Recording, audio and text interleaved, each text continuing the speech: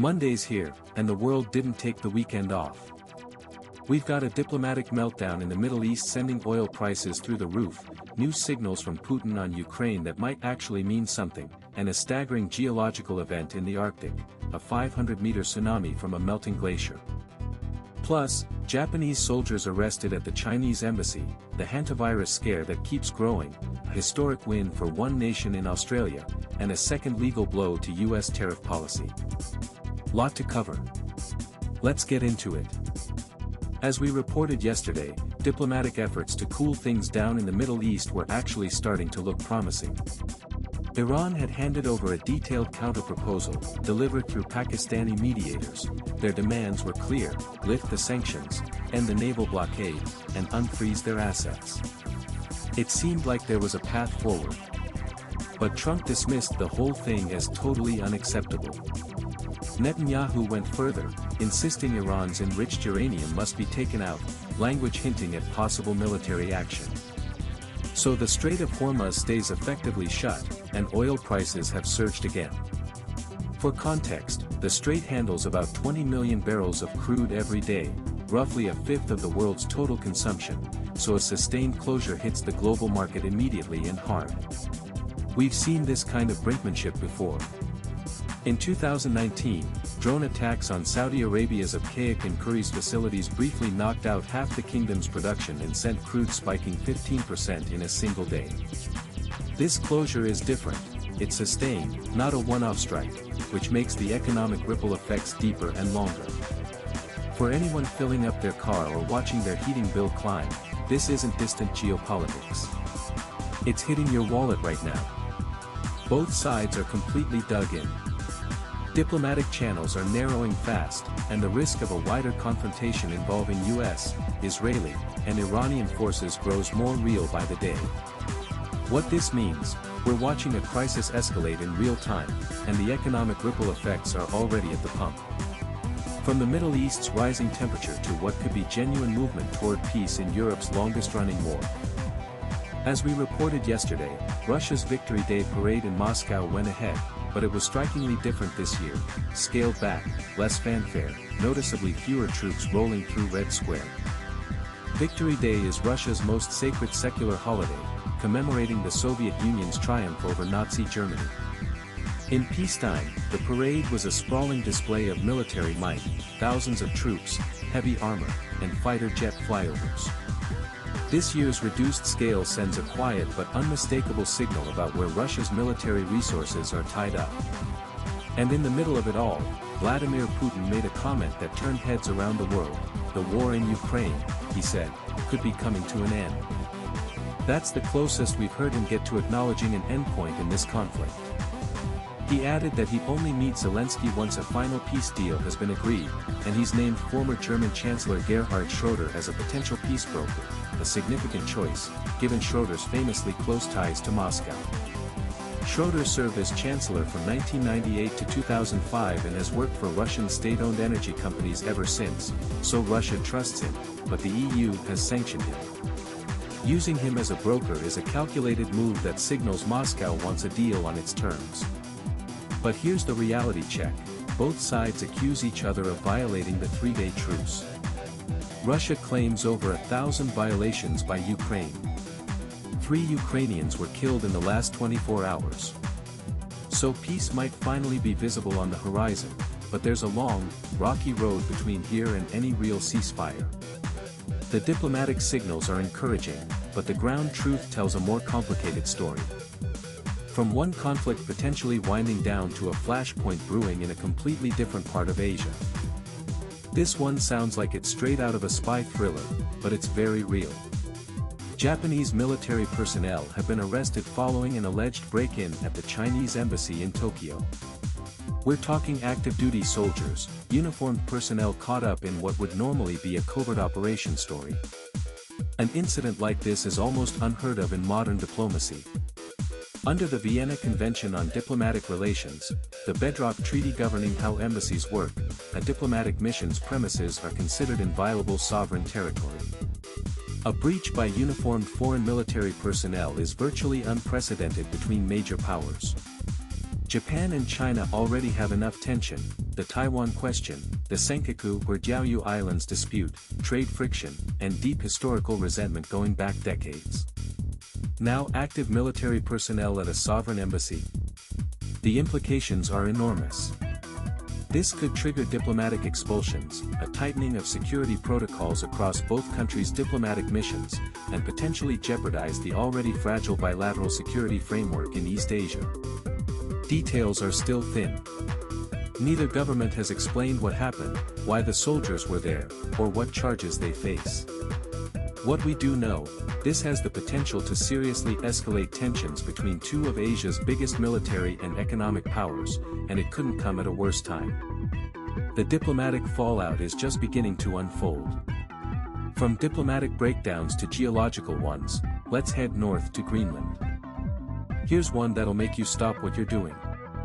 A massive landslide, triggered by a melting glacier, sent a 500-meter tsunami tearing through a Greenland fjord this week. That is not a typo. 500 meters. To put that in perspective, the 2004 Indian Ocean tsunami that killed over 200,000 was about 30 meters high. This wave was 16 times that size. It hit early morning in a tourist area, nobody was there, by pure luck. Scientists say it's one of the tallest tsunami waves ever recorded.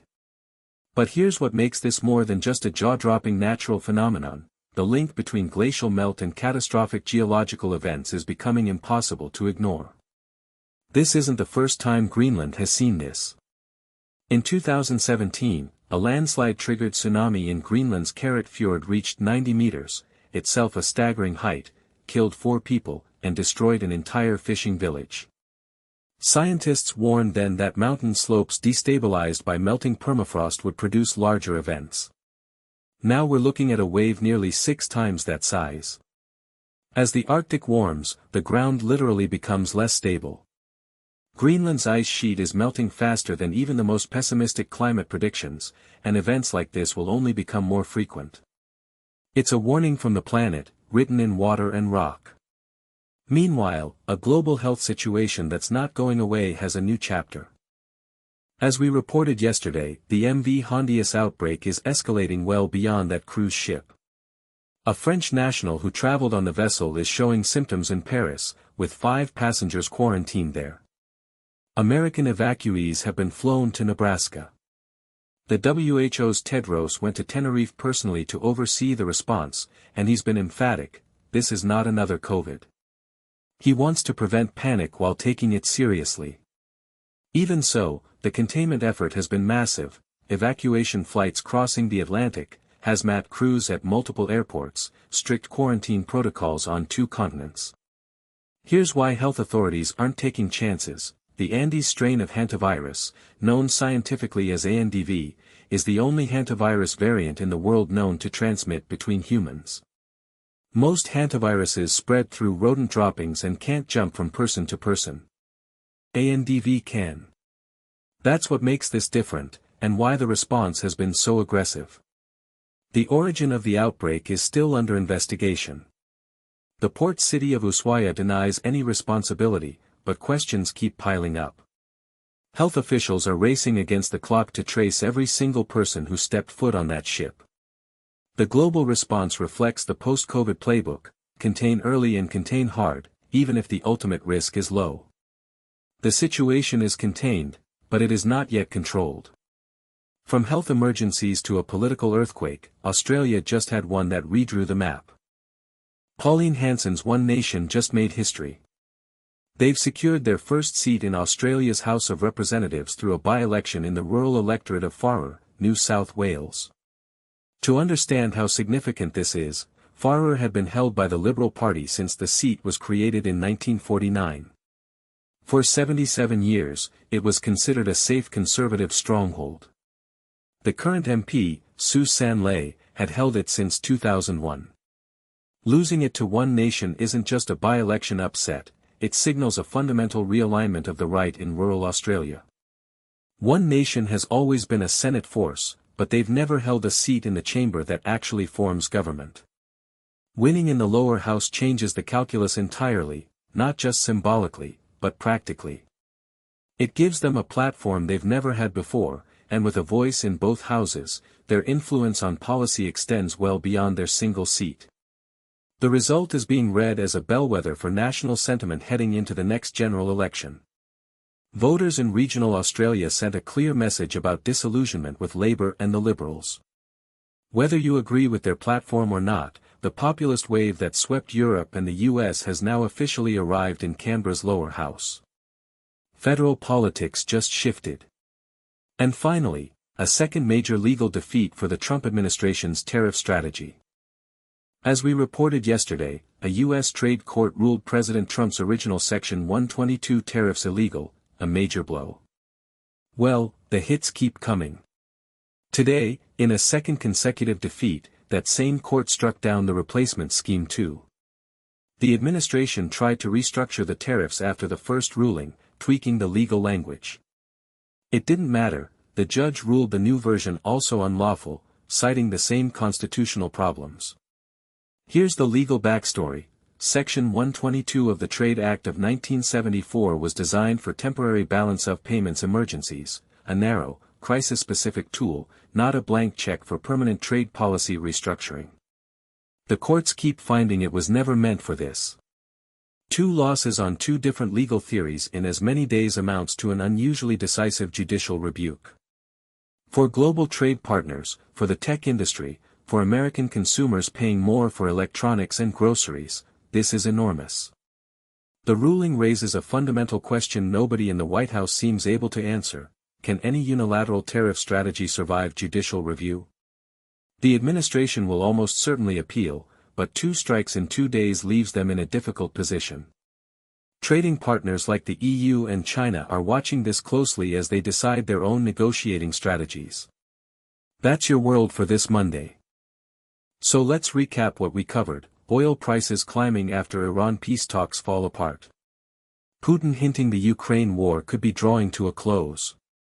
A bizarre and dangerous incident at the Chinese embassy in Tokyo. A 500-meter tsunami in Greenland's fjords, a direct climate warning. Hantavirus quarantine stretching from Tenerife to Paris to Nebraska. A historic populist breakthrough in Australian politics. And a trade court dealing the U.S. tariff strategy a second legal blow in as many days. That's a packed Monday. The world keeps turning, and we'll keep tracking it all for you.